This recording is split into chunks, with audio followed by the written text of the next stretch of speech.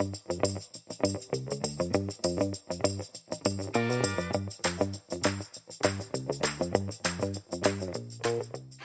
hello, everyone, and welcome to Debra and Peter are doing a podcast with me, Peter Wanless, and you, Debra Alcott-Tyler. Hello, Debra. Morning, Peter, and hello, listeners.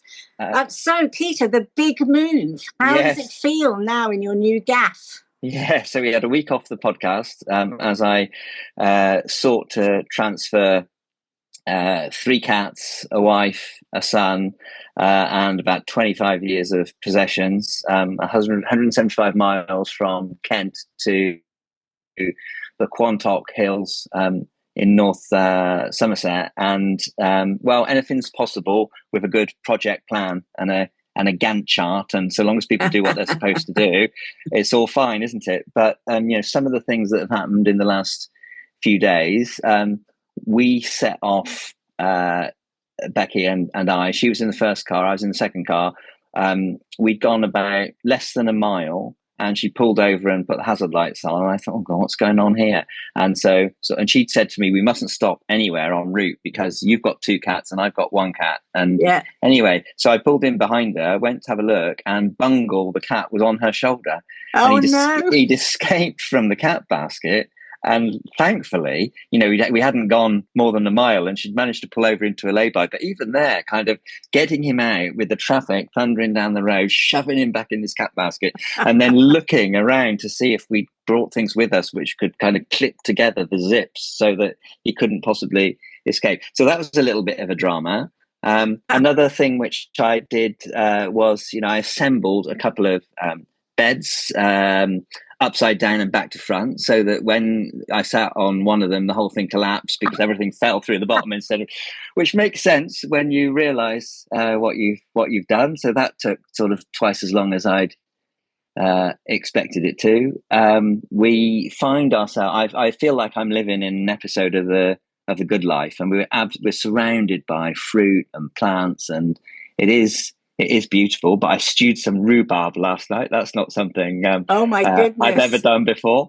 The first thing I have to do every morning is go and pick all these plums, which seem to be just about ripe. So yeah, the gift that keeps on giving. I think my life, sort of before breakfast, I used to do my emails. Now I think I'm going to be doing, watering and fruit picking. Yeah, at least for a while.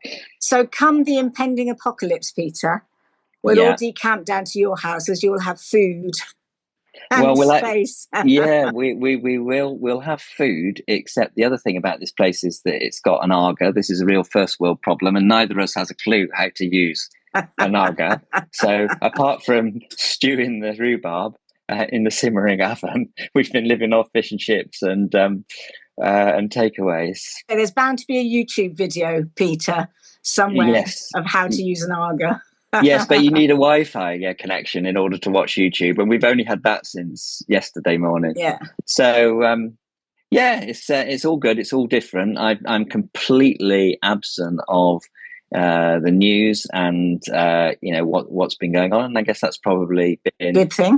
Good for me. But I did get onto LinkedIn, and I saw that you'd put something up about chief executives taking over from other chief executives, which seemed to have caught the internet on fire. So I'm not quite sure what's going on there, but what did you say, and what prompted you to say that?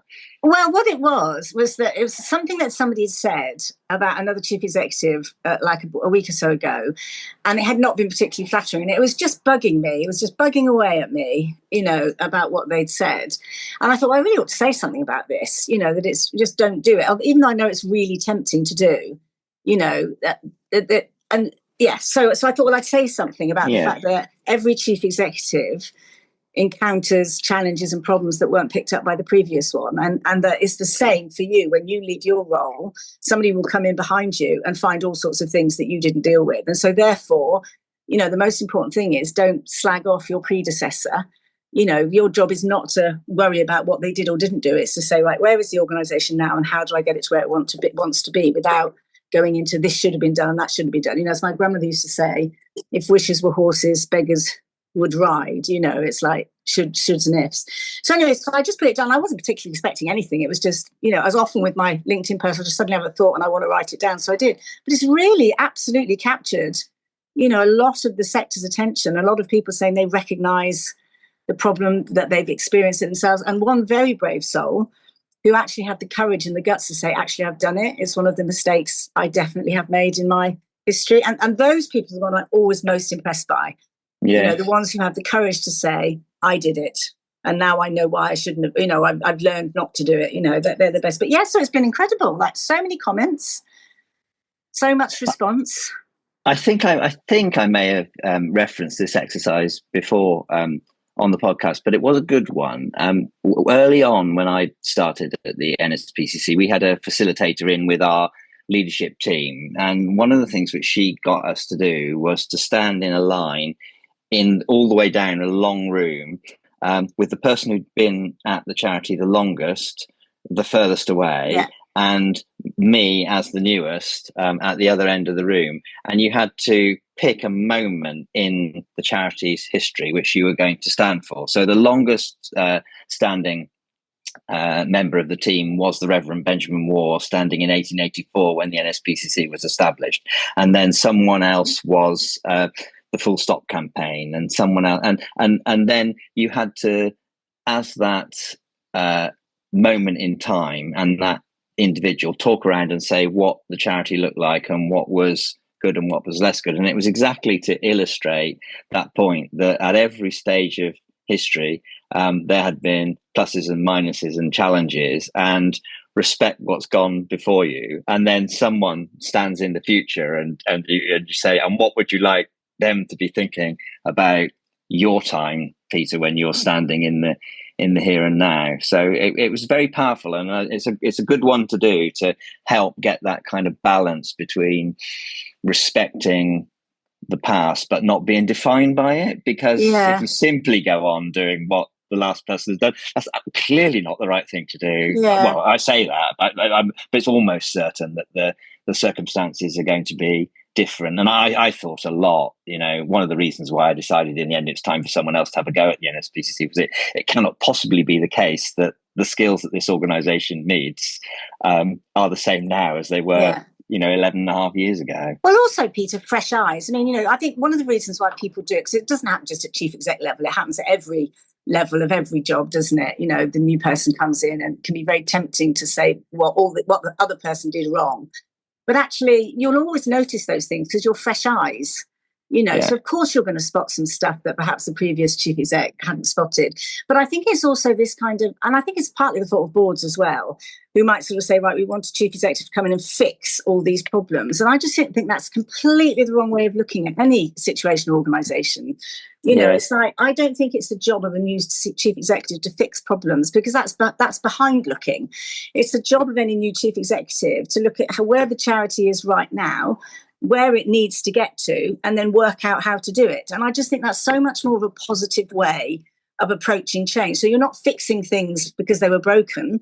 What you're doing is creating things that are going to deliver for the future. And so so in effect, it might be the same thing. You might be fixing the problem, but actually you're not fixing it like this is a problem. You're changing something to make it fit for the future. And that's what I say to chief executives all the time when I talk to them. Always, always, always, everything is about the future. The past is great. Just as you said, the past is great. Honour it, respect it, learn from it where you can. But your job is about tomorrow and next year and the year after. And then the person who replaces you, their job will be about tomorrow and next year and so forth. I just think it's a better way. And also, the other thing I've found over time is that if you frame everything you want to do as being about change for the future, people are much more open to it than they are if you frame everything as this is a problem, we've got to fix it. Because the reality is, the staff who are there when you came were probably part of that problem. And you're in effect criticising them by saying this is a problem that needs to be fixed, rather than saying, right, we as a team need to move forward. So, it's one of the things I feel quite strongly about. But it was very gratifying to see so many people acknowledging, commenting, engaging, and obviously hit some buttons somewhere. Buttons? Nerves? I don't know. Whatever the phrase is. On my travels to and from Somerset, to and from Kent, whatever. Anyway, on my extensive travels recently, I've been listening to Giles Brandreth's podcast, Rosebud. I don't know if you've heard any. I haven't, although I do like Giles Brandreth.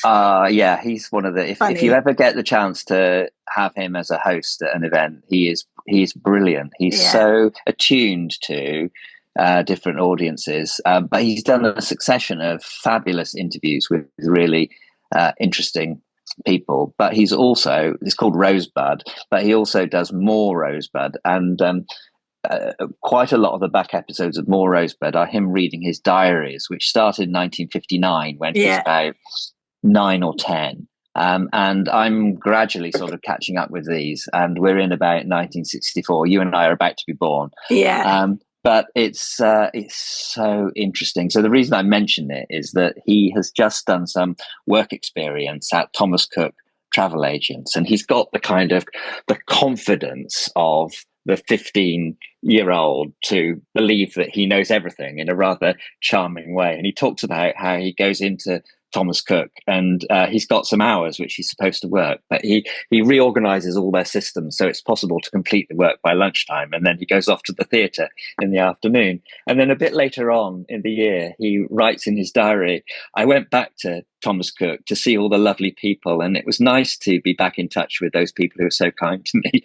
All the systems and processes which I introduced have all been removed, and they've gone back to working exactly the way that they worked before. And he sort of observes this in a neutral fashion, but that is the kind of proves the point the other way around, I suppose, that you bring leaders or you bring people in to affect change, and actually you're working against some really strong forces of inertia, and the new ideas may well be right, but they might not be. And I don't know where the truth lies between the audacity of the 15-year-old who reorganized all the systems or the kind of habits and practices of people who'd worked in travel agencies for 20 years. But it was very funny, and it just felt quite topical. It is very funny, isn't it? Well, we get around that at DSC, but any change we make, we always frame it as an experiment. So we say, like, right, so we're introducing a new structure, and we're going to do it for 6 months. We'll review it after 6 months and see if it works. And of course, the reality is that people are much less scared of it, of a new structure or a new system or a new strategy or whatever, if it doesn't feel like it's etched in stone and you're trapped inside it. If they feel like it's flexible, we can change it. What they tend to do is adopt it more. And I have to say, in all my years at DSC, whenever we've implemented changes in this sort of way, we've never really had to go back and change anything dramatic. Not because we didn't want to, because we looked at it, but because people had got used to the new way of doing stuff and so forth. So, I always think that if we're too definitive about change, and because that just ties neatly into some of the other stories that have cropped up this week that have struck me. So I don't know if you're aware, but the Samaritans have said they're going to close about half of their branches, and this has caused massive upset and outrage within the Samaritans community itself, but also public press and so forth. And the Salvation Army, there was a story this morning, I think it was Salvation Army, who have a band somewhere, and the Salvation Army, because they're trying to save money, need to sell this building, so the band isn't going to have anywhere to rehearse anymore. And that's outrage. Where is that? And it just made me come back to feeling massive sympathy for chief execs in our sector dealing with the financial challenges that most of us have got, because even the smaller charities particularly tend to look at the big charities and think, well, they'll be fine. And because they don't realise that, there's Sense, isn't it? It's got rid of 200 posts or something. Like, these are massive cuts. Scope, I think, Scope, sorry. Scope. And it's easy for people to criticise those on the outside.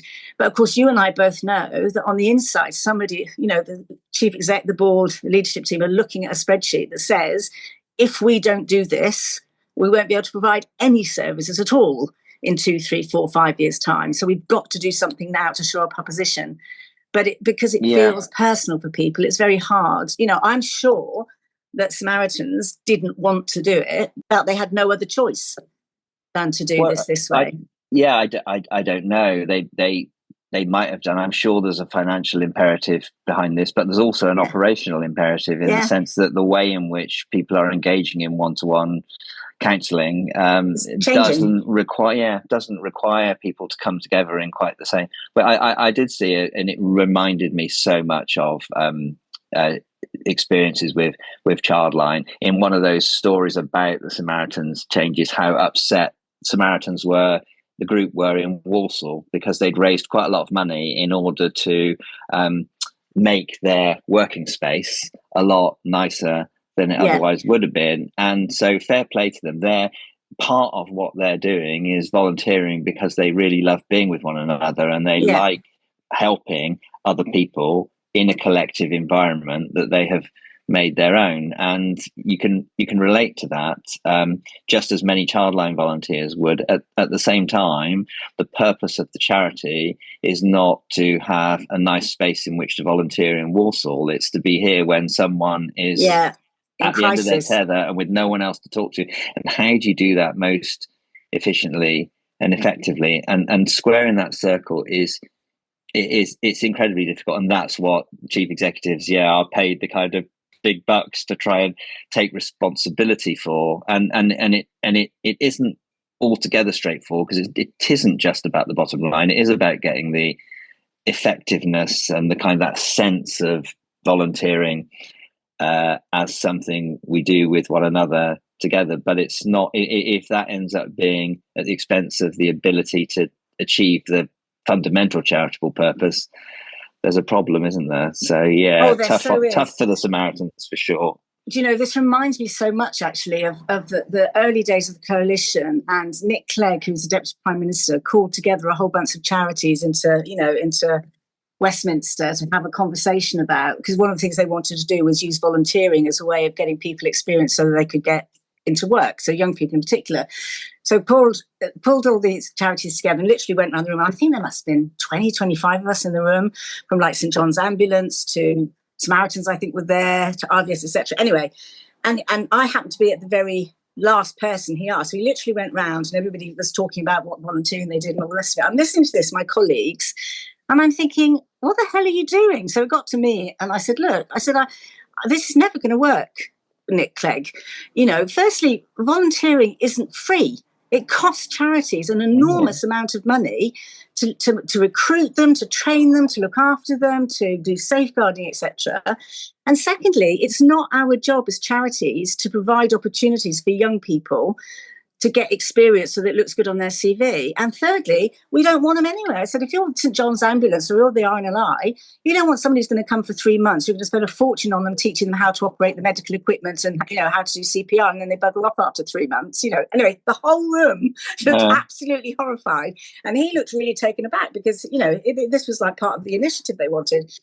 And I couldn't understand why my colleagues hadn't said that. But it was really, but anyway, maybe it was because I wasn't directly affected by this, because obviously we didn't have volunteers. I was just there as knowing about the wider sector. And lots of my colleagues then did say, actually, I think the St. John's folks said it's cost something like £3,000 per person to train a volunteer to operate a St. John's Ambulance and things like that. And when the reality of it came out, it became, and it's back to your point, it's not the job of charities to recruit volunteers. It's our job to deliver for our beneficiaries, and volunteers is one of the most important, I have to say, ways of going about it. But it's not the core purpose of the charity, apart from the RVS. It almost certainly needed someone to lay out that extreme position in the meeting, because up to a point, I sort of sympathise with the Nick Cleggy position that. There is value to Childline in having undergraduates from universities coming and doing a couple of years volunteering for Childline, and then becoming social workers, because it kind of imbues the system with a reminder that there is this supplement to statutory social work. It gets them into the habit of volunteering, and potentially they become donors along the line of the future. Point. But there's an awful lot. There is a cost to training and developing them, and it is fairly soul destroying to. If you simply look at the bottom line to see the churn, and you just say, "Look, we're training up all these people, and then they're leaving. What's all that about?" But if you're able to afford the longer picture, this is what the Treasury does with people like me and many of my mates of the past. It brings lots of people in. It trained us up to think in a particular way, rightly or wrongly, probably wrongly when it comes to the state of the country at the moment. And then we all get kind of thrown out into different parts of the country, and you've got this kind of first 10 years of your working life with all these people that you kind of knew and were very interesting. You can't quite shake off the cost benefit analysis of anything. But I can see encouraging that, definitely, because clearly that's beneficial for society as well as the individuals.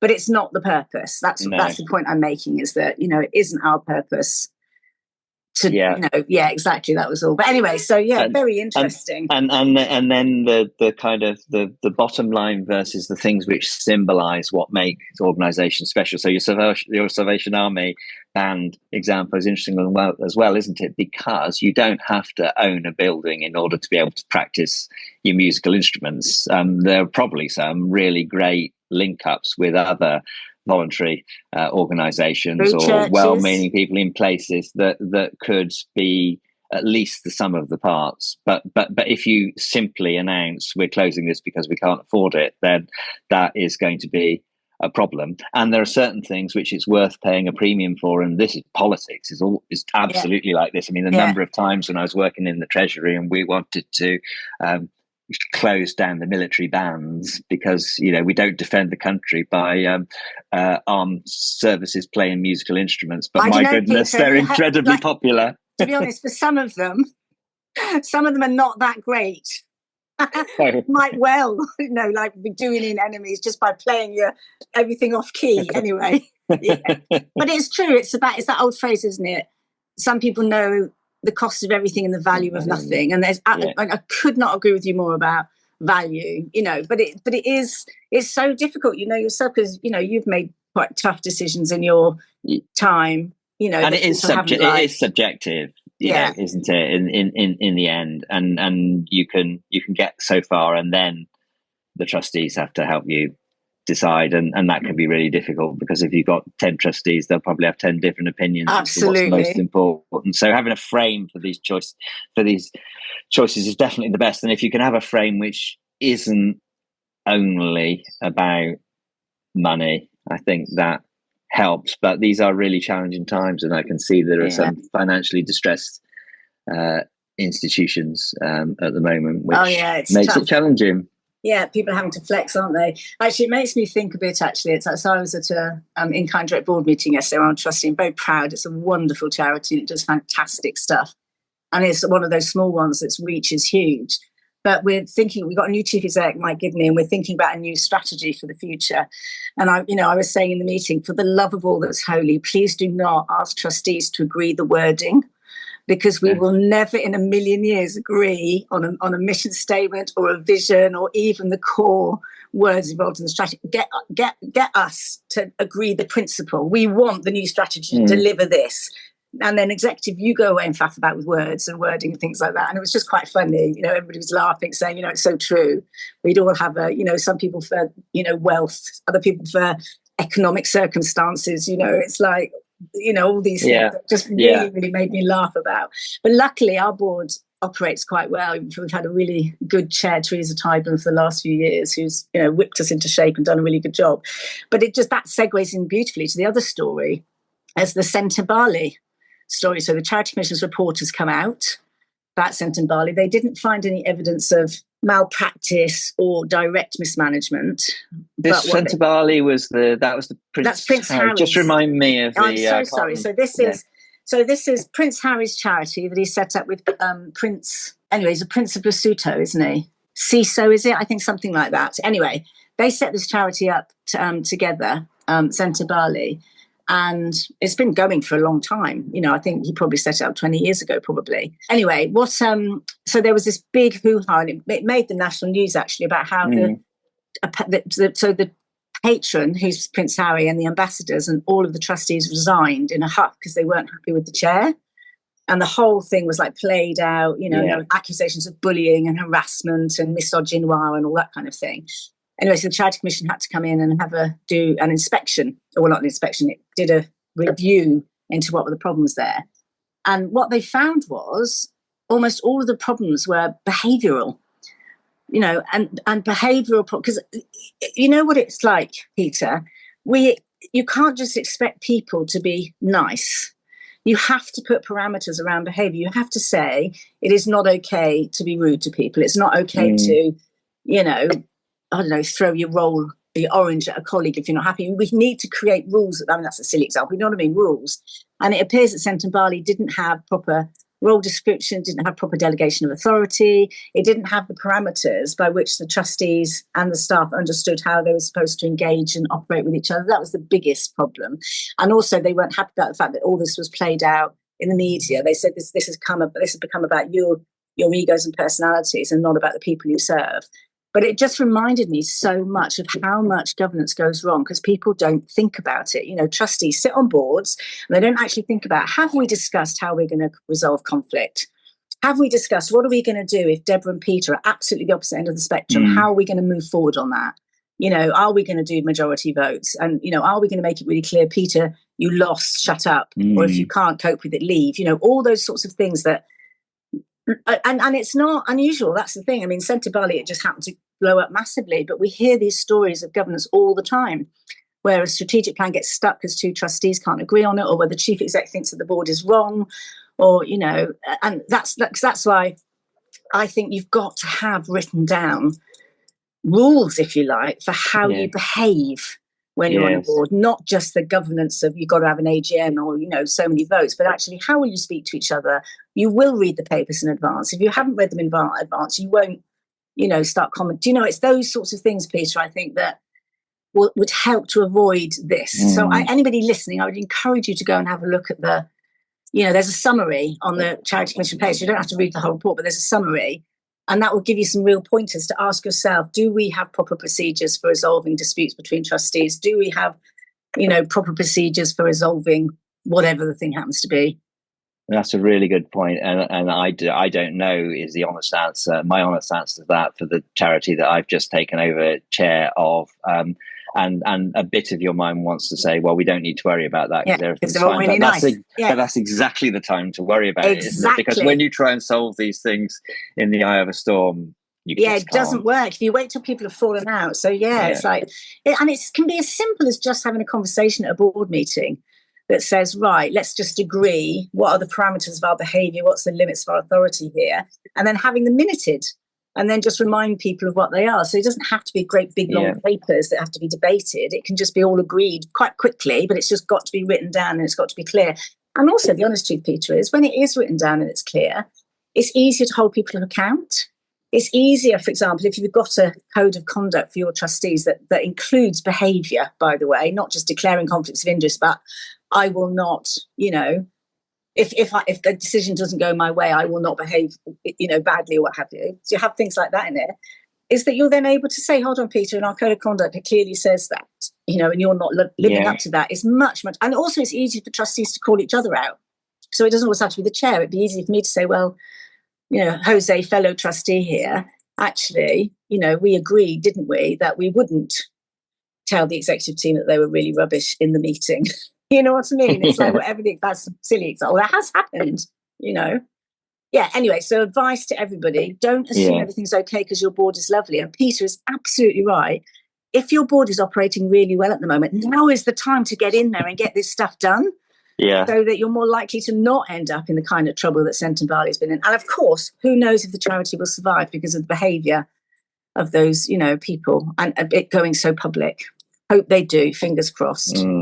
I suppose I ought to get back to fruit picking. Helping with a bit of fruit picking, box unpacking and so on. But this weekend is Somerset County Cricket Club's 150th anniversary. So actually Monday the 18th of August, we played our first ever fixture. Wow. In 1875, and typical, it was in Devon. It's played in Devon. It's played in Sidmouth. So on Monday evening, if anyone... not sure. Not briefed on that yet. Yeah, it's worth finding out, Peter. Did you begin in glory? Almost certainly we lost heroically. That has been the history of Somerset cricket. But if anyone is in or around Sidmouth, South Devon, on Monday evening, Fun starts at 5 o'clock. It's free to come in, though donations are welcome. We've got some Somerset legends coming and playing on the pitch, including the current chief executive, Jamie Cox, who's a former captain of the county. So it'd be lovely to see people there if you happen to be there. And on Sunday, we've got a fixture against Warwickshire, and I shall be there in residence. It's just 8 minutes from here for me to get down to watch that game. So I'm going to have a weekend, a Sunday and Monday anyway, with a bit of cricket, and then I'm off to Brussels with Five Rights. So plenty to do, and I wish you well. And you and Peter, good luck with the settling in. And as I said, José, our podcast director, and I are both expecting blackberry and apple crumble, or plum jam, or some or possibly pear cider. You know, if there's something with a little bit of alcohol in it, that would go down terribly well. I've got more pears than I know what to do with, and also cider. Quinces. What do you do with quince? Quince is jam and chutneys. Oh, yes, quince jam and quince is one you have with cheese very often, don't you? Oh yes, that's right. Yeah. Sounds a bit of a faff.